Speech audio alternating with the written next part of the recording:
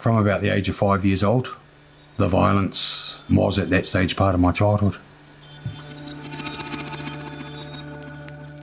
So the perpetrator has been arrested. Then what? What happens to you? You just lost part of you. And all these years, it's still very fresh in my mind to what happened. I started to bang the door, yelling for help, shouting for help, hoping that somehow somebody would hear me.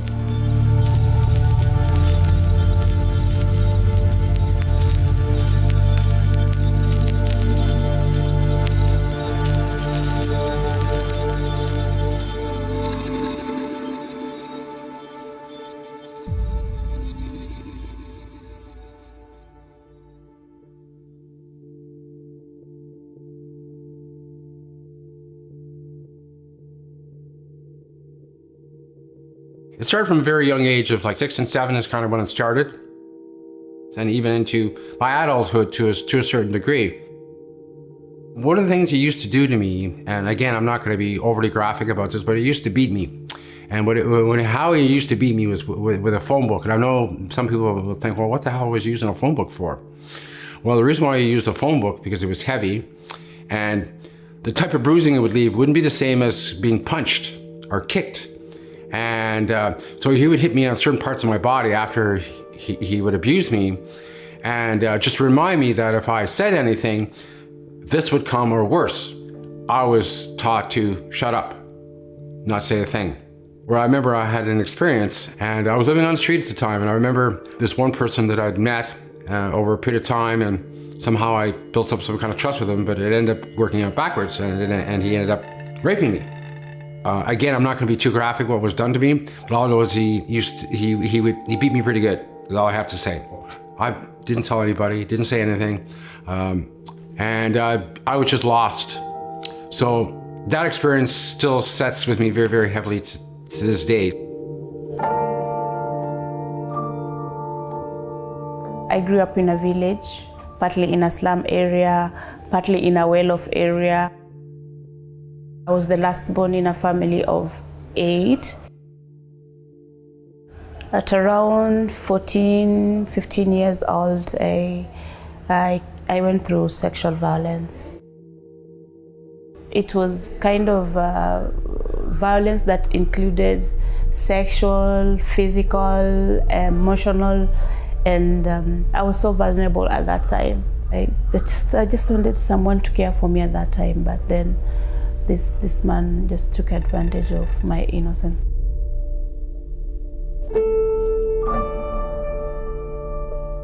Six months after my dad had gone, a stepfather came into my life. Things started to change from there. Didn't really connect with us kids because we weren't his. He wanted a relationship with my mum.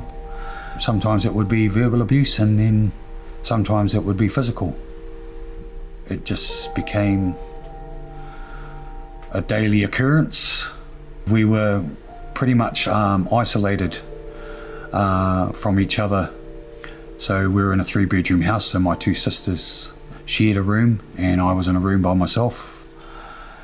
We would come home from school and go to that room and pretty much come out for a meal, then go back to your room. 10 years old, I'd started to perpetrate violence myself. And over the years became a full-on perpetrator of domestic violence to partners over the years. And at that stage in my life, I didn't see that there was anything wrong with me, because it was just how a family works.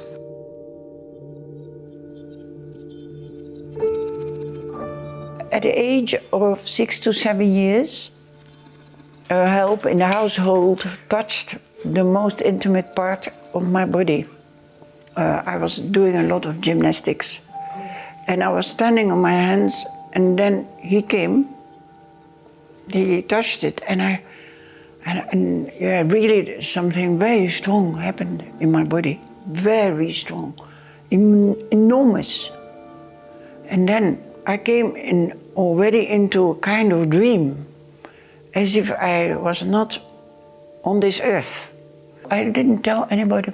It was only, as I wrote, at a later age, when I came to the psychiatrist, I understood by the psychiatrist what happened, because, for example, when I did gymnastics, this feeling came so strong that I couldn't do the climbing and the things in the playground, because it became too strong. And I thought everything was normal.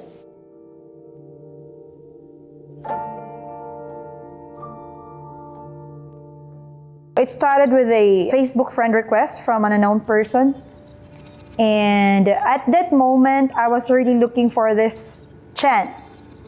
The job that was offered to me is to be a computer shop staff.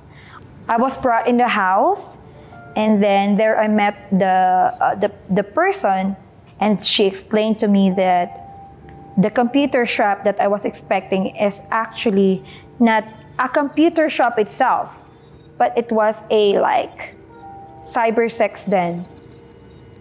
It was really like a bomb exploded in my head. There were girls that was trapped in there with me who were sex slaves through computer.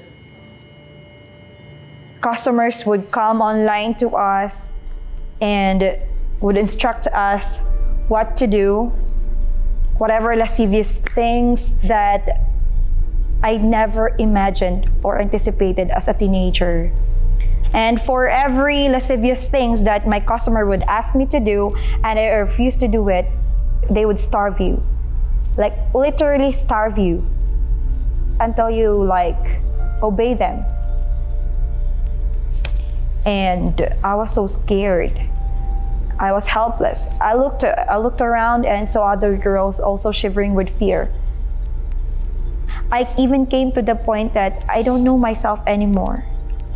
I was just 16 years old and I got to do these things that I never imagined.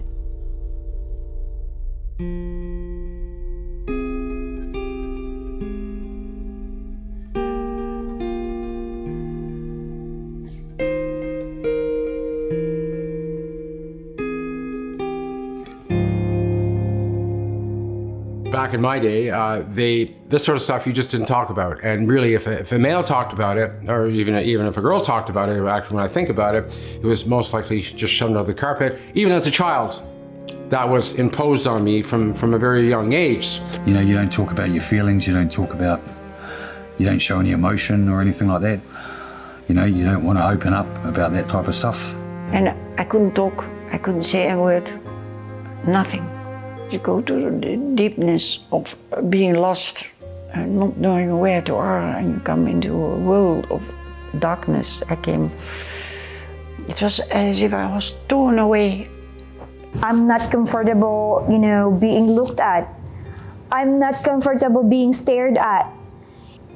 There were nights that I will wake up, staring into darkness, and I feel empty, really. How am I able to forget this? There's a time I told my friend about this and she was like, they ask a lot of hows. And then immediately you say that because they have not felt that, then you remain like, why did I even tell them? Why did I say? And even if you get justice, there's no reparation. It was really, really hard for me to recover from that situation. It took me not just a year, or 2 or 3, but it was like a long 4 years fighting for justice. Long years of waiting to see the, justice being served. It's just, so the perpetrator has been arrested. Then what? What after that? Once you've gone through sexual violence, you're a victim and you remain to be a victim.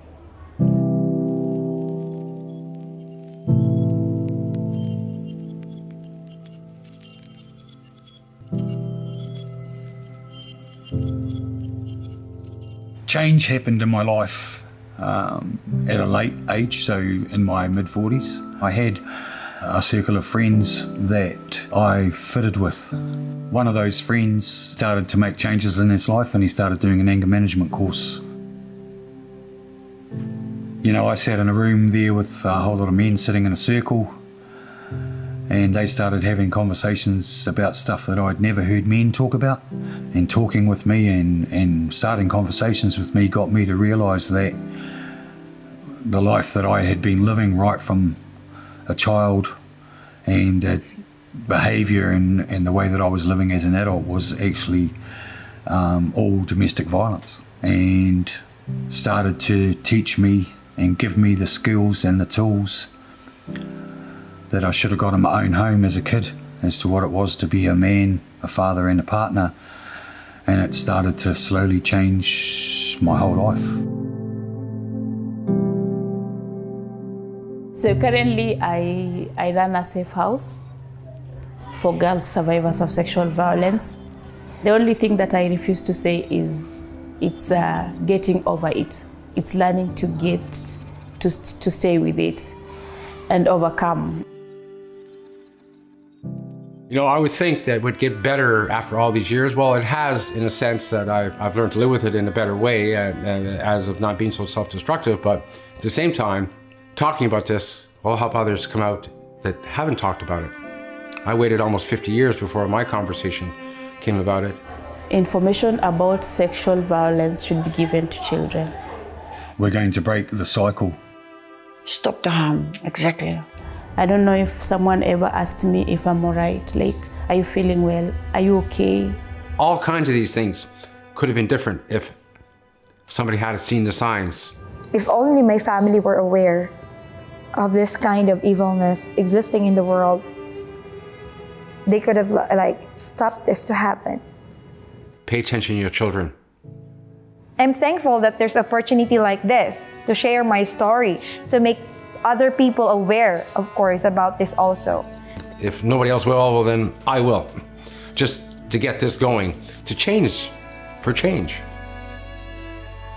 If you could, go back and meet your 16-year-old Ruby, what would you say to your younger self? Well done, my 16 years old self, for surviving.